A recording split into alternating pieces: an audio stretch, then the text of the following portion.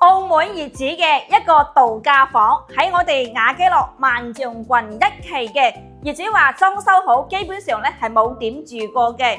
佢仲利用咗我廚房呢個空間咧，係整咗一個大開放式嘅。你睇下呢啲空間係非常之舒服，而且生活陽台咧仲可以睇到田野嗰邊嘅山景喎。呢套房咧佢係對流㗎，因為咧呢邊窗同呢邊窗咧可以形成一個好大嘅對流風，而且呢個廳咧空間又係比較大喎。我哋睇下房間嘅佈局，一共係3房1衛嘅。咁目前家私電器都齊全，業主話呢啲都係留低俾你㗎啦。咁呢套房嘅話，你乜都唔使搞，拎件衫就可以過嚟啦。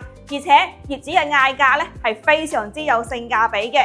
咁目前嘅就係70零啦，你就可以擁有一套度假房啦。咁首期就俾10萬，預供2000零蚊啦。業主獨家委託嘅，如果你想睇房嘅話，嗱一聲揾下睇啦。